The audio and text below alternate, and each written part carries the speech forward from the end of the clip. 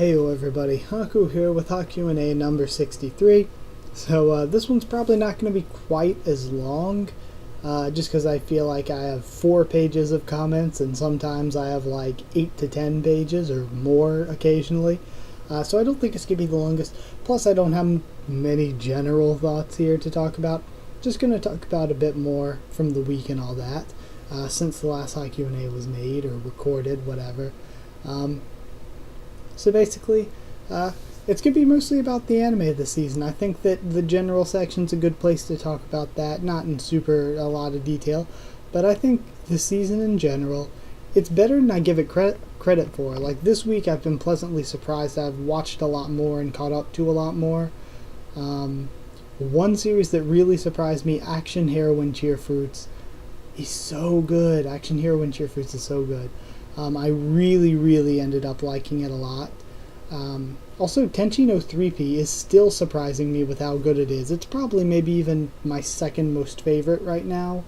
I would say even, like, for this season, the new stuff.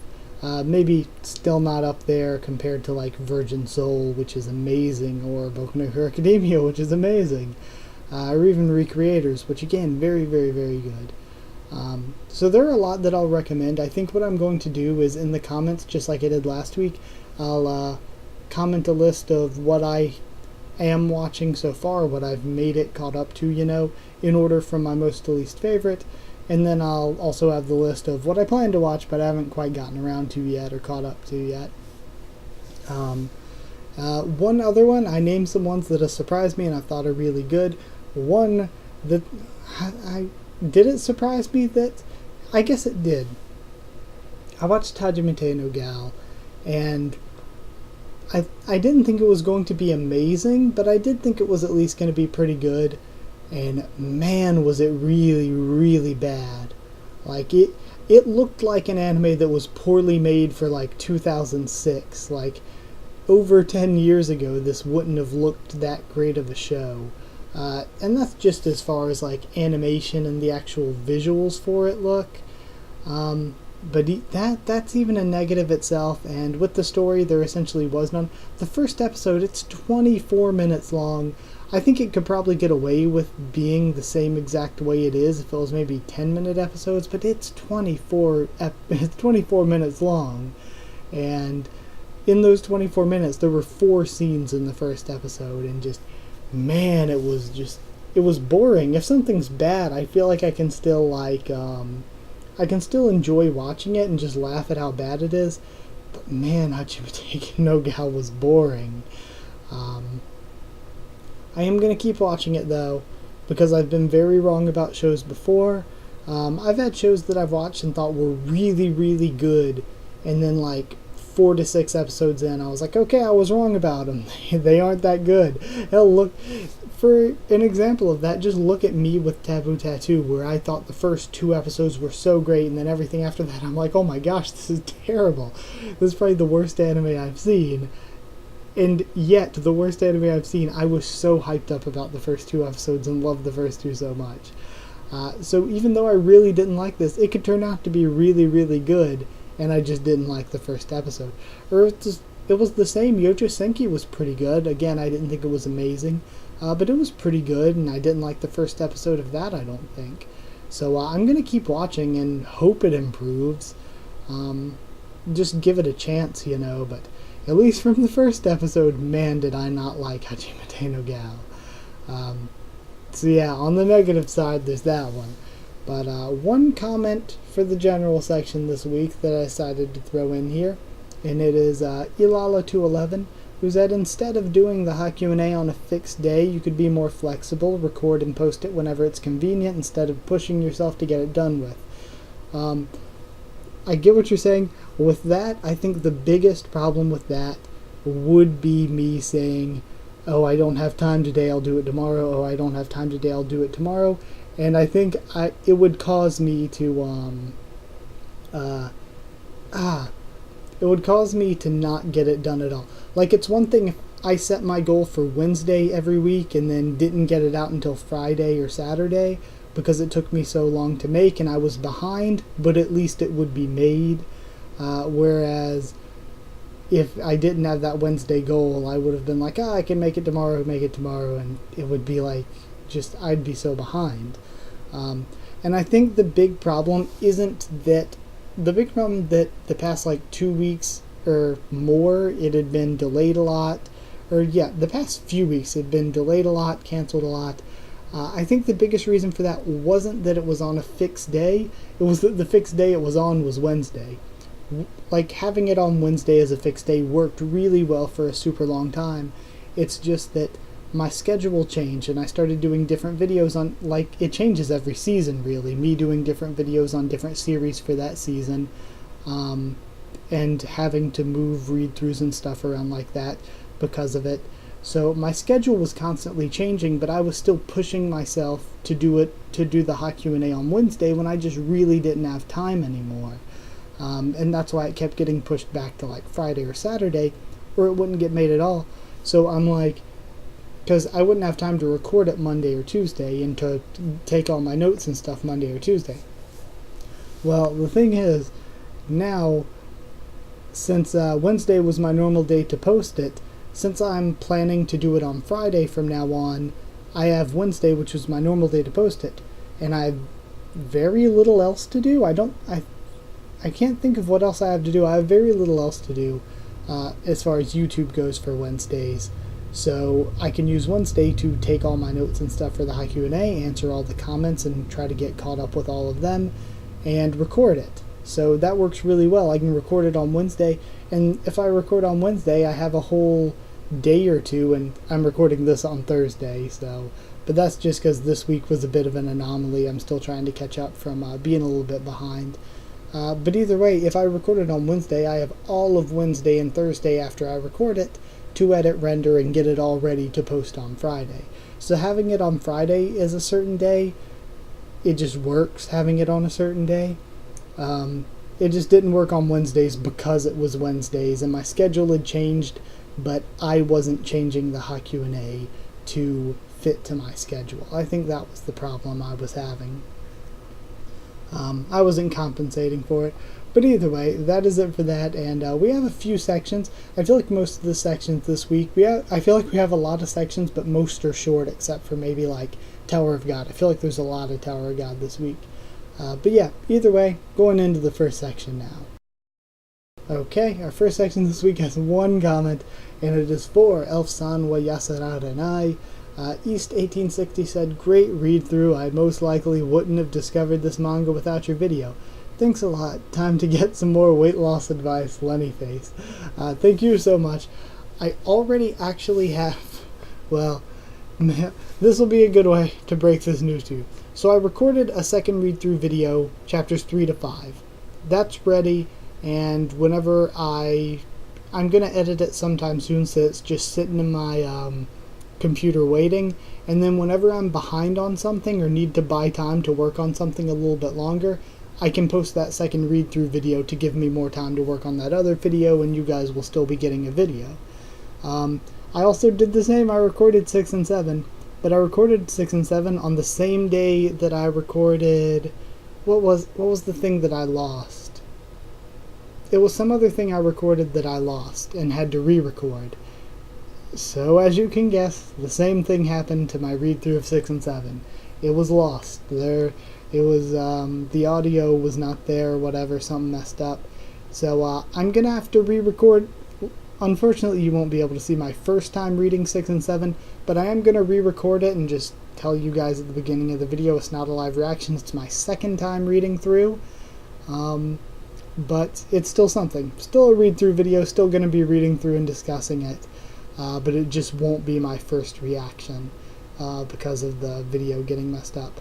But it does look like the translations are pretty consistent with getting out every single month when the new chapter is out. I think it's 2 weeks behind the chapter every single month I looked at so far. So it should mean that we should be able to do a read-through video on the new chapter each month pretty reliably. So that's the good news, I guess.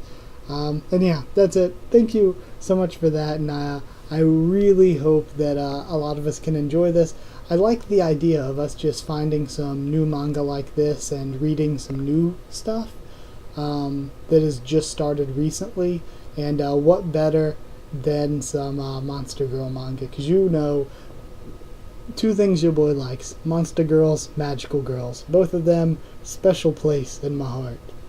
For different reasons, I guess. Monster Girls more for the lewd, ecchi stuff, but Magical Girls more for like one of the first anime I ever saw was Cardcaptor Sakura, and a big show that I really loved and influenced my taste a lot, and what I liked a lot was Madoka Magica. So and probably probably the second biggest series behind Tower of God for making the channel's community what it is was Magical Girl Raising Project, and I'm really thankful for that because it's introduced me to so many of you.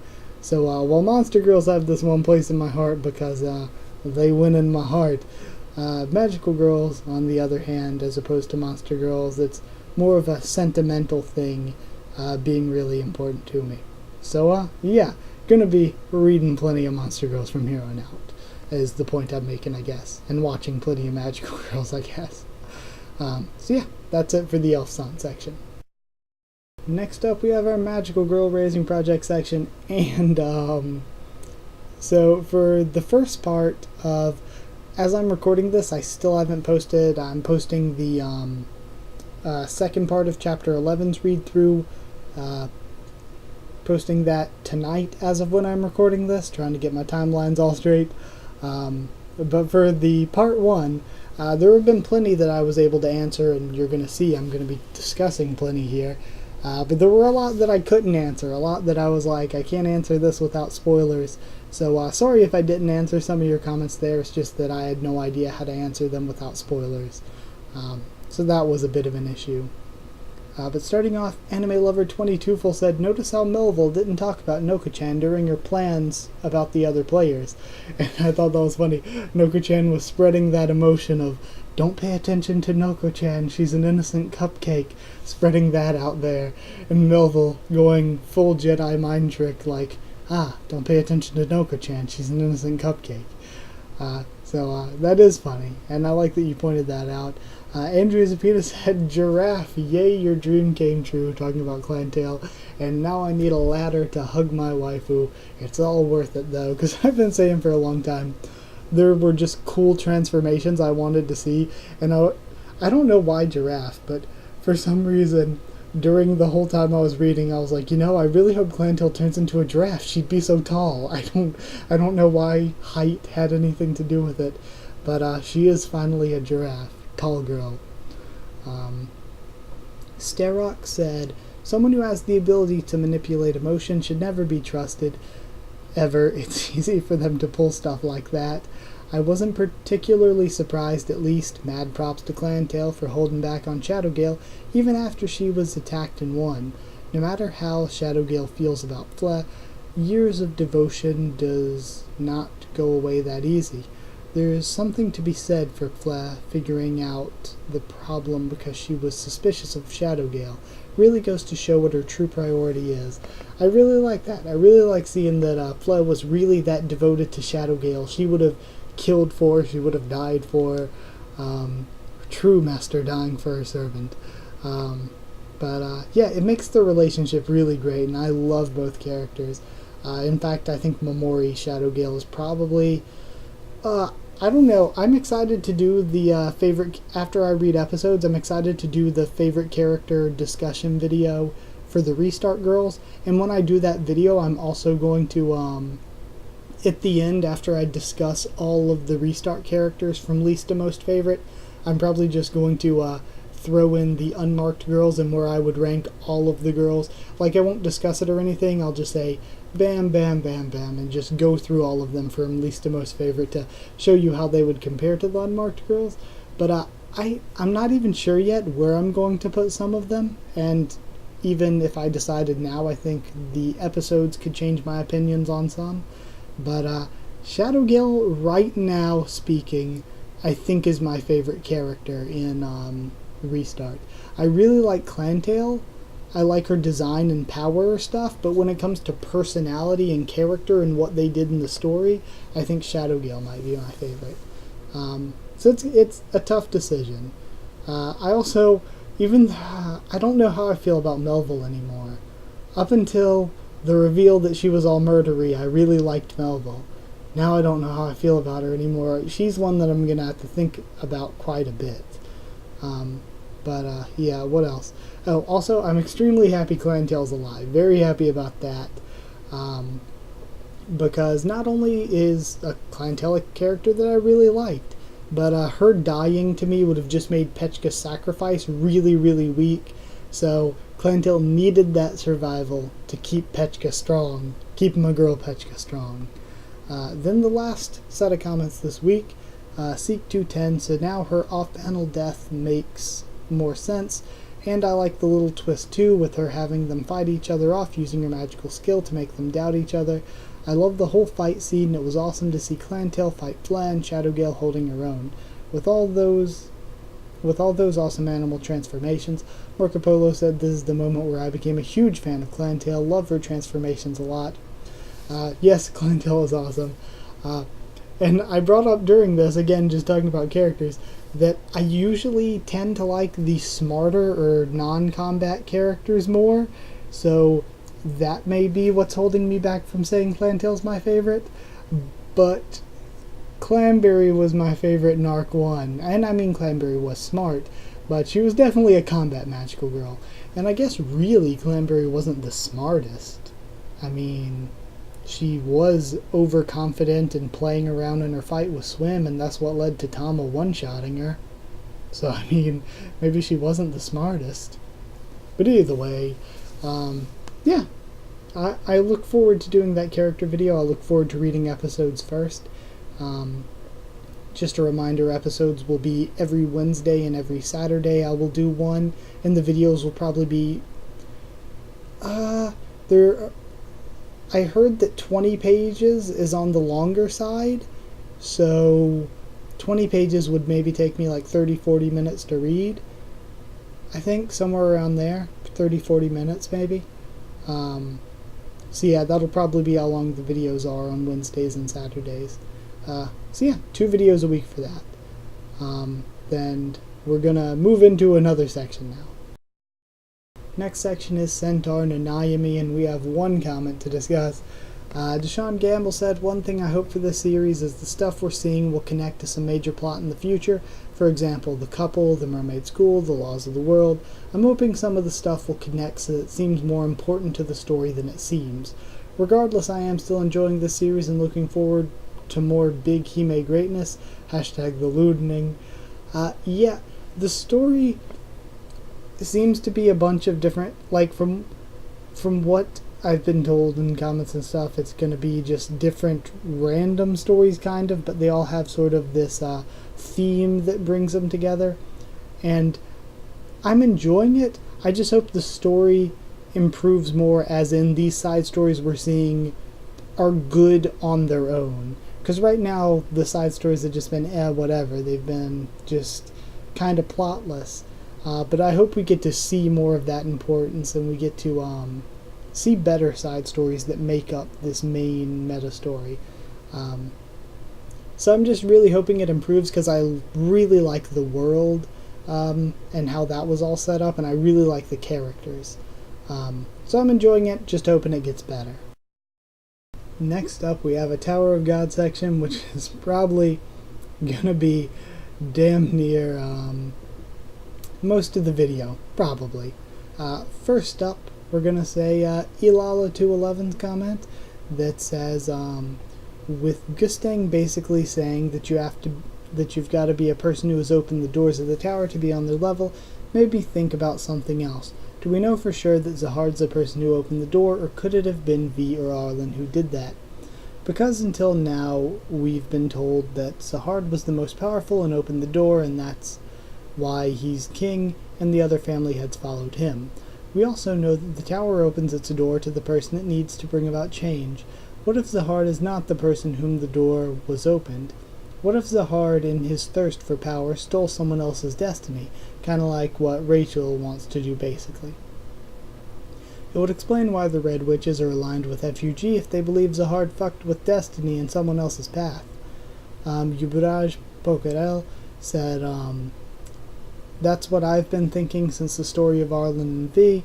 Why would they do war against Zahard and the 10 family leaders if they knew the outcome? I'm guessing that Arlen and V are pretty strong and thought they might win the war, but might have lost because of some bullcrap planning of Zahard. And why was V not immortal? He denied to take that, but why? Ilala continued on, one of the things I love about Tower of God is that you never know if the information you're given is completely true, partially true, or just straight up bullshit. And V is such a mysterious guy. With the information he has, he currently seems like a good guy that got betrayed by his friends, but you never know, he just might be a crazy psychopath. It is true, I do love about Tower of God, especially in Volume 1. You saw that so much in Volume 1, where you never know if the stuff we're being told about world building, since we're being told the stuff from the character's perspective, we don't know if that character is wrong, if that character is lying. So, it's not like other series where they just tell you stuff about the world and it's, okay, that's it, and it's just boring, straightforward exposition. Tower of God, it's a bit more complex than that, and there's some deception there sometimes. Either way, things I thought about all of that. I think that it's always a possibility that V or Arlen open the door, but I think all 13 can open the door. All the 10 family heads, Arlen, V, and Zahard.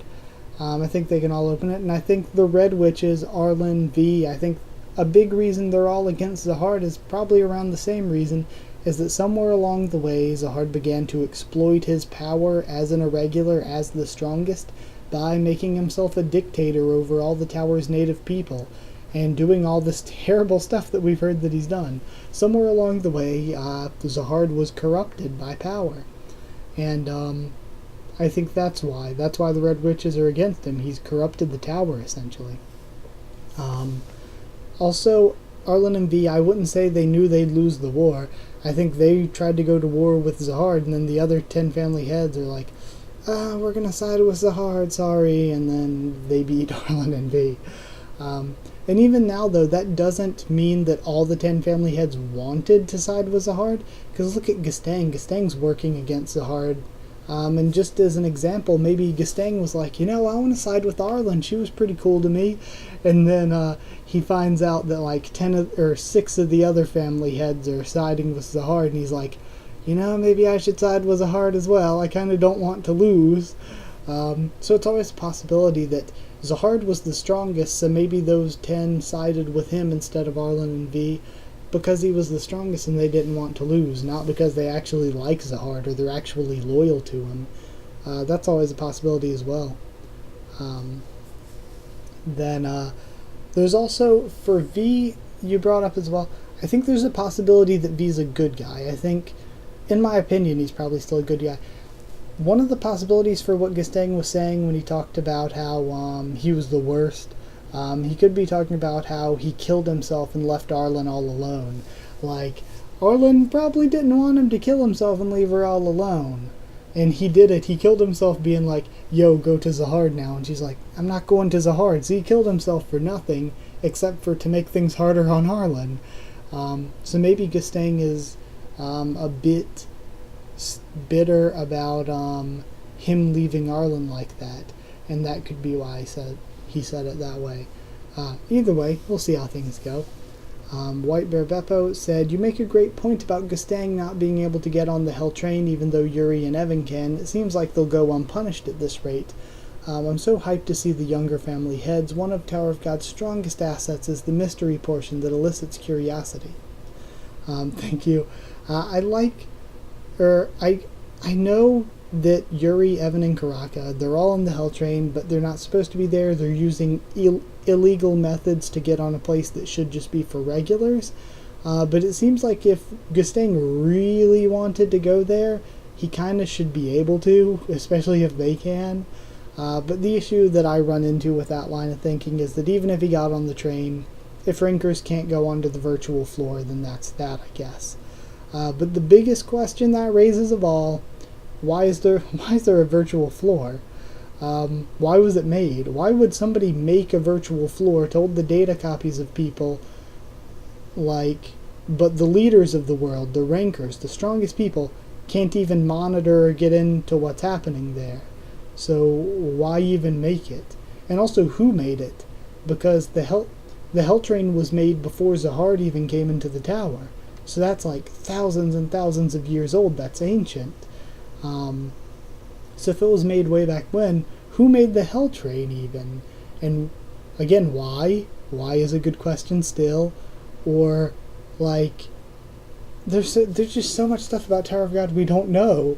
What was it like before Zahard? Who built the Hell Train?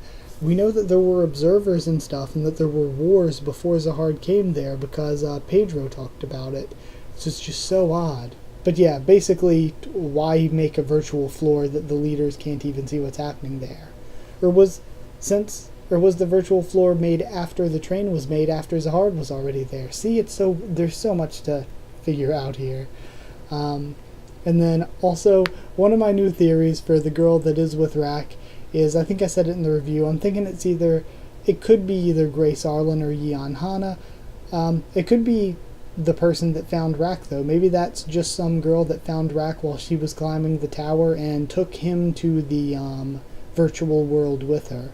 That's a possibility. But I already said in the review, I think it's Hana because of Rak's relationship with Iwa, or it could be Arlen because Rak could travel around with her for a while, and then when he meets up with Bomb or something, he finds out that she's Arlen. That could be this huge cool thing.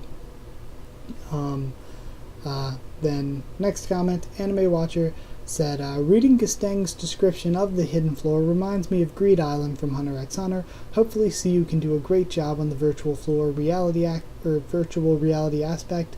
I wonder how V ended up as a worse person in Gasteng's eyes. Perhaps V was an early foreshadowing of FUG's evil side. Pabembe 1958 said, good question.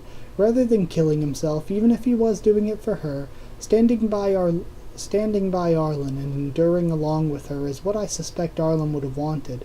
I suspect that V might have done something else that might be considered despicable or cowardly, or maybe V was soft in the head and that's how Bomb got so naive. First off, I'll get to one thing at a time. First off, I'm really excited about the hidden floor. It's a really good idea for an arc, I think, and I think one of the things I like about it most is it puts everybody at the same regular all the characters are going to be at the same level, the level of regular who just finished the train. Now, of course, Bomb's going to be stronger than some of his teammates, and different ones of his teammates are stronger than each other, but they're all going to be basically in that regular at the end of the Hell Train level. And all the copies that they meet there, all the data copies, are going to be regular at the end of the Hell Train level. So I think that's going to be cool. But it'll be good. The way I would put it is, it would be good to finally have an arc without characters like Yuri, Yurik, Karaka, Gasteng. Even though I like those characters, I love Yuri being there. Well, I love Yuri and all.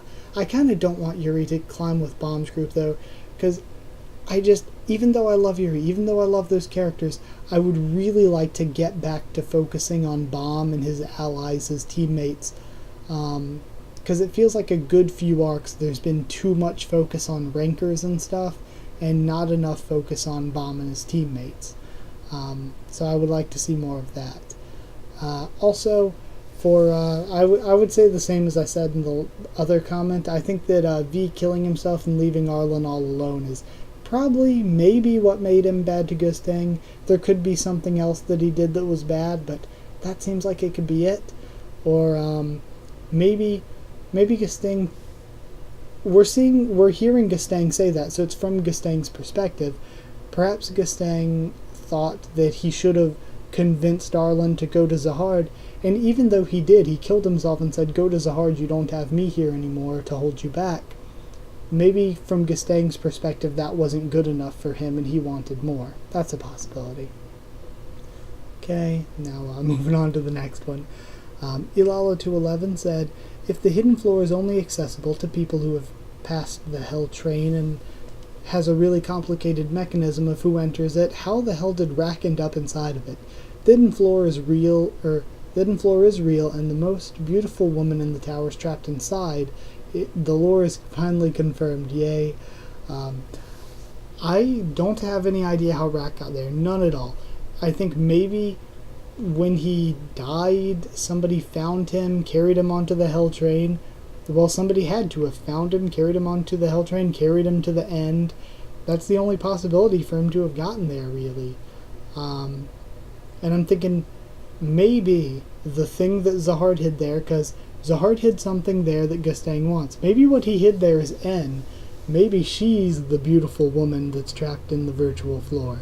And maybe Gustang just wants Bomb to free her, like everyone's thinking. Perhaps the labyrinth then was trapped in is the virtual floor, and when Garam said she went to the labyrinth to meet with N, she was actually, it was when she finished the Hell Train and went to the virtual floor. That could be totally wrong, especially given Garam's sort of line of events. That could be totally wrong, actually. But, maybe it's just a guess. Maybe it's whatever. Just a random guess.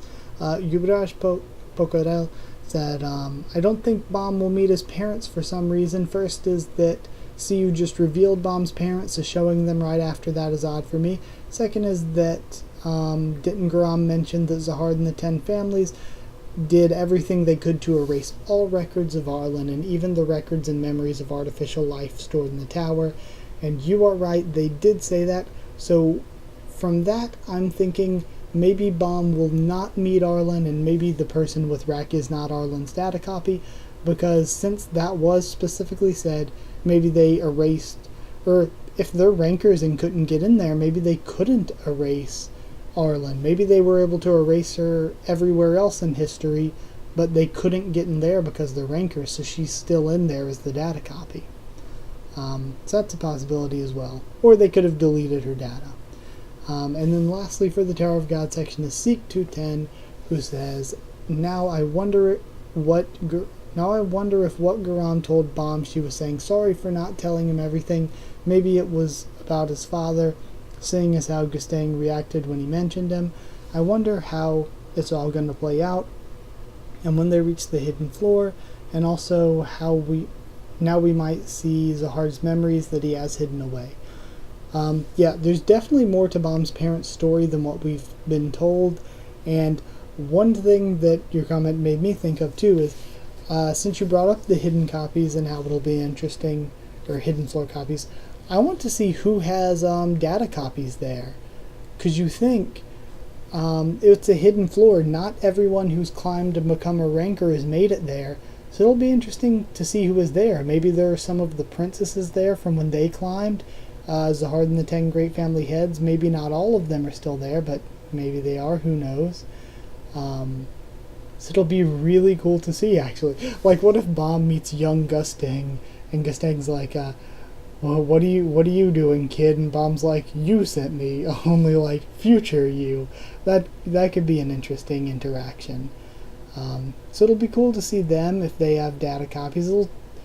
If any of you have any guesses as to who you think might have data copies there that they meet, throw those in the comments. I think it'd be cool if they met like a young Yurik and Bayek Ryun, maybe a young Bayek Ryun. Trying to think who else. Maybe a young Yuri in there would be funny. Yuri doesn't seem to know a lot about the Hell Train though. Of course, she could always know and not have told Bomb and them because she knows she has to keep it secret or they'll delete her data. But maybe there is a young version of Yuri in there as well. So lots of interesting stuff. Tell me if you have any guesses to who you think could be in there as a data copy. And that's it for the Tower of God section this week. Lastly this week, one Boku no Hero Academia comment. Very nice, said, interesting, didn't twice swear to kill Chisaki for killing Magne. And actually, yeah, he did say that. But I think that maybe Twice isn't mad at Chisaki anymore, because maybe Chisaki brought Magne back to life. Everybody was talking about how the one cleansing salvo member looked like Magne, and I agree that it does look like Magne. And we know that the cleansing salvo, from what they talk about and from what we actually saw with Rappa, it seems like the cleansing salvo are people that Chisaki killed and then put back together. So if that's the case, maybe Magne is one of the cleansing salvo and Magne is still alive.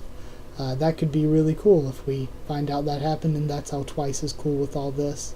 That or Twice said, business over friendship, which, damn, Twice. But yeah, that is it, actually. That's it for the HaQ&A.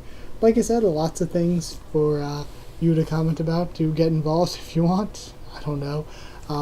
Of course, I'll be putting the Discord link down in the comments, and I'll be putting the, in addition to the Discord link, I'll be doing another comment with like my list of everything that I'm watching right now and how much I like each of them, from most to least favorite, I think. From most to least favorite. The top of the list will be the best.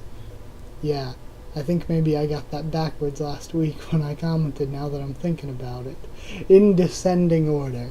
So yeah, comment down there anything you want to discuss next week, or anything you thought about anything I said here.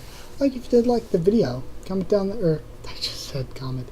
Subscribe if you want for anything here and much, much more on the channel.